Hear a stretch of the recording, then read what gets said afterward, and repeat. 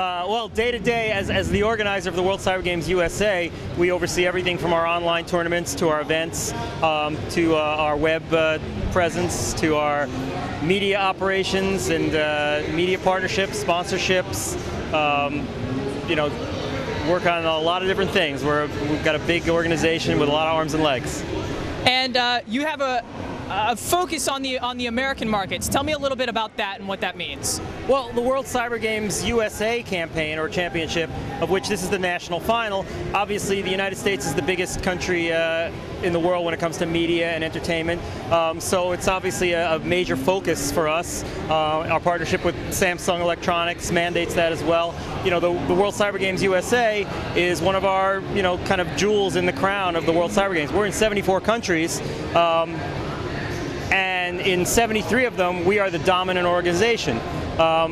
And gaming is dominant. But in this country, gaming as an entertainment form has just exploded and is now huge. The concept of a gaming tournament, a gaming festival, the Olympics of gaming, as we've been called, is something new to people. The fact that you can be so good at something, in this case gaming, and you know, take that to a national and then an international level, and participate in a global tournament, you know, that's, you know, what we're all about. That's what the World Cyber Games is. Now, the World Cyber Games is a Korean-based organization, and you manage the operations in the United States of America.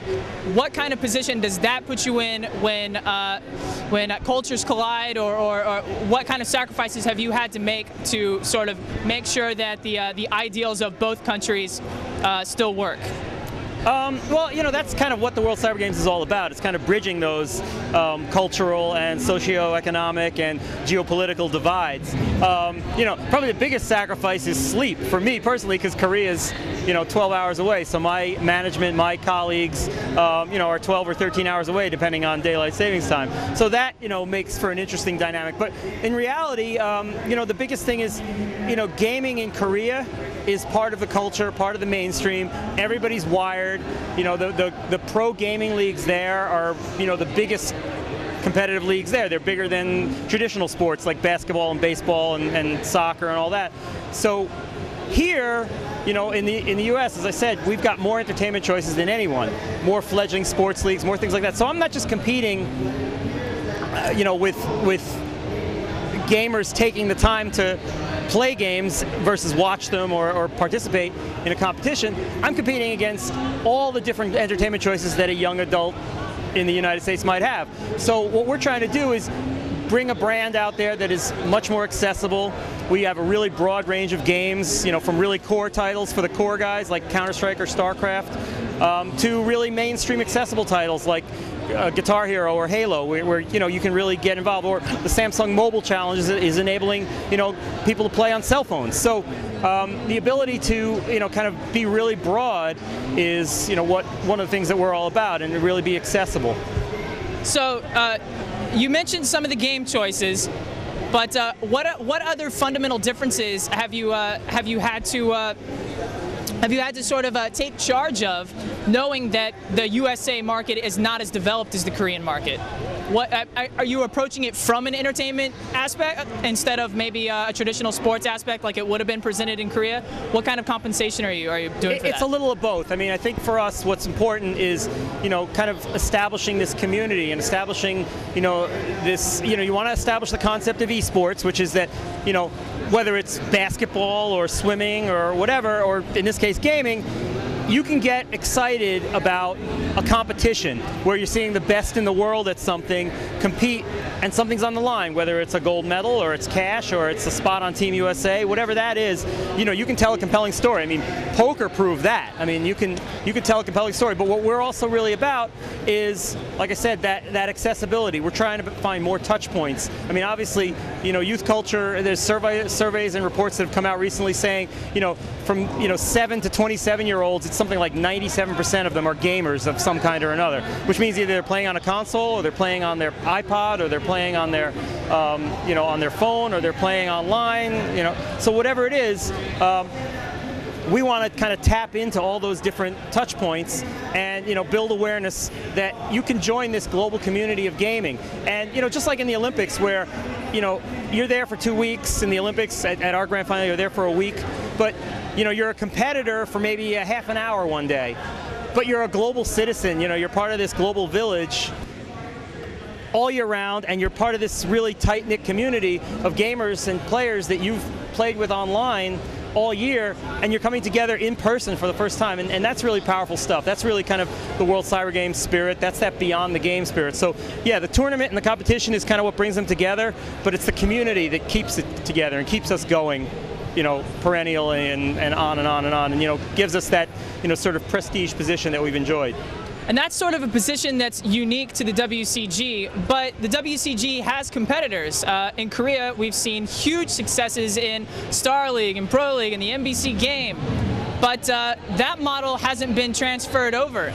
Is that to say that the Korean model doesn't work internationally, or what does that mean? No, you know what it is? It's recognizing that, you know, the culture here is different than it is there. Like I said before, you know, the Star Leagues and all that, yeah, those are professional leagues. But what's great about that, and even there's some, you know, pro leagues here in this country as well.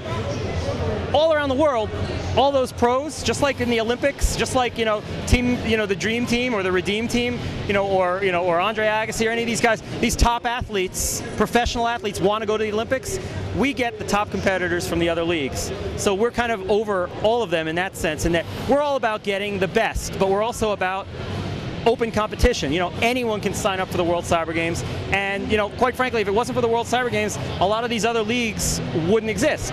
So Team Korea has guys from the Star League, Team USA has guys from, you know, the other American leagues, and, you know, Team Germany has their pros. So, you know, we're able to, you know, take the best of the best, and that's really what we're about when it comes to that.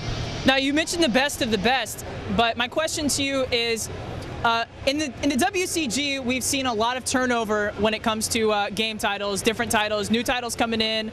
How do you establish who the best in the world is if there's not a real consistency in the games that are being picked?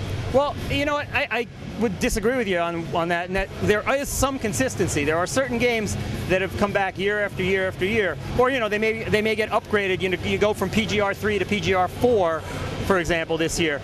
But you know, what it is just as the games change, the players change too. Even in those games that come back, those legacy games, as we tend to call them internally, you know, the teams change in Counter-Strike every year. It's always different teams coming in. You know, you may get you know, it's very rare where, like in Need for Speed, we've got a guy, Cameron, who's been on Team USA for like 4 or 5 years straight, because that, you know, he just keeps playing the new edition every year. So, you know, so you do have some consistency in certain games. But the idea is to keep introducing new games and keep up with, you know, what the gaming culture is all about too, because it's new games that bring more people in. So whether it's new games that bring more people into your local Best Buy or GameStop, it's new games that are going to keep bringing new people into the World Cyber Games. So we have to have a little bit of both. We have to have that blend. So that's, you know, so there is occasional changing up of games, but there's also consistency as well. So basically what I hear you saying is that the WCG works with a core group of games that they know are proven competitive titles that the competitive fans will come out and enjoy, and then they supplement those games with more casual games, with games that are maybe newer, less proven. Is that what you're saying? I would say that's fairly accurate. Yes. Okay. I mean, you know, there's certain parameters that have to exist for a game to be a national, you know, to be an official global title. It's got to be globally distributed. It's got to have an ability to be a competitive game. It's got to have a decent community. It helps when, you know, the publishers get behind it and help support it as a game and promote the fact that it's a game. So there's a lot of different things that go into it, but ultimately, yeah, you want games that are going to appeal to a broad spectrum of players and different types of players.